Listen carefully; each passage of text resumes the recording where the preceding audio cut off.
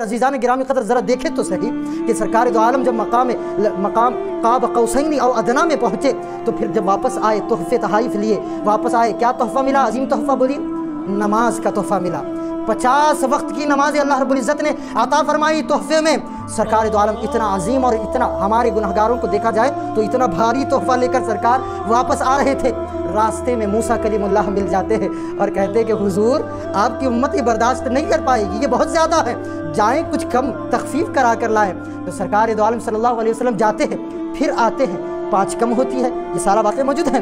जाते हैं, फिर आते हैं, फिर मूसा मिलते हैं, फिर तखफीफ की गुजारिश करते हैं, फिर जाते हैं, फिर आते हैं। इस तरह से 9 मरतबा जाते हैं और 9 मरतबा वापस आते हैं। 5-5 मरतबा के हिसाब से 9 मरतबा अगर मल्टीप्लाई किया जाए तो 45 नमाजें कम हो गई, 45 नमाजें कम हो गई। यहाँ पर एक नुक्ता बयान करना चाहूँगा, मूसा कलीमुल्लाह जिंदा हैं या वफात कर चुके हैं? ये तो आशिकों की बात कही है आपने।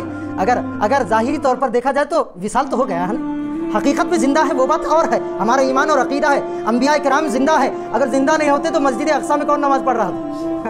समझ आ रही बात? अगर ज़िंदा नहीं होते तो मस्जिद अक्सा में सरकार किसकी इमामत करवा रहे थे, है या नहीं? वो तो हमारा ईमान और अकीदा है कि हर्रमल्लाहु अलल अर्द अन ताकुल अजसादल अंबिया, कि अल्लाह ने ज़मीन पर हराम कर दिया, सही मुस्लिम की रिवायत है, ज़मीन पर हराम कर दिया है कि वो नबियों के जिस्मों को खाए। तो अल्लाह का नबी जिंदा होता है, उसे रब की बारगाह से रिज़्क़ दिया जाता है, रब की बारगाह से। ठीक है, अब ज़ाहिरी तौर पर तो विसाल हो चुका है ना, मैं जो बात बताना चाह रहा हूँ, विसाल हो चुका है और पहुँच कहाँ रहे हैं? सरकार के पास पहुँच रहे हैं। सरकार ऊपर से आ रहे हैं, मूसा कलीमुल्लाह पहुँच रहे हैं, या रसूल अल्लाह बहुत ज़्यादा है, थोड़ा कम करवा, बहुत ज़्यादा है, थोड़ा कम करवा। तो अज़ीज़ान गिरामी क़दर, अल्लाह के पैगम्बर मूसा कलीमुल्लाह ने ये जान लिया था कि हम गुनाहगार 50 नमाज़ों को एफर्ट नहीं कर पाएंगे, हम इतना बर्दाश्त नहीं कर पाएंगे, तो लिहाजा आपने हम गुनाहगारों की मदद फरमाई या ना फरमाई? बोलो ना, अब अकीदे की बात बता रहा हूँ, मदद की या नहीं की? और कौन कर रहा है? जिनका विसाल हो चुका है, जिनका इंतकाल हो चुका है, वो खुद पहुंच रहे हैं और हम गुलामों की मदद फरमा रहे हैं। तो अजीज़ान गिरामी क़द्र, अल्लाह का नेक बंदा चाहे वली हो या नबी हो, वो विसाल के बाद भी खुदा की मखलूक की मदद करता रहता है, खुदा की मखलूक की मदद करता रहता है। अगर मदद ना करते ना तो दिन भर आज मस्जिद में बैठना पड़ता, पता नहीं वो दिन कैसा होता, 50 वक्त की नमाजें कैसे अदा कर सकते। तो मदद फरमाई या ना फरमाई?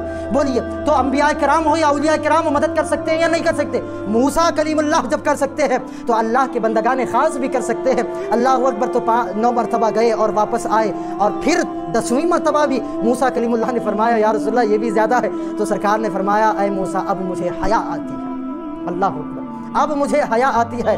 जिस अंदाज से अल्लाह रब्बुल इज़्ज़त 5-5 कम करते हुए आ रहा है, अगर इस मरतबा भी जाऊंगा तो फिर बचेगा ही क्या? और इसमें कोई शक नहीं, हाँ इसमें कोई शक नहीं, अगर मेरे आका 10वीं मरतबा भी चले जाते ना तो खुदाए ज़ुल जलाल शायद उसे भी माफ़ कर देता। क्यों? क्योंकि वो हमारी इबादतों का मोहताज नहीं है, वो तो अपने महबूब की रज़ा का तलबगार है।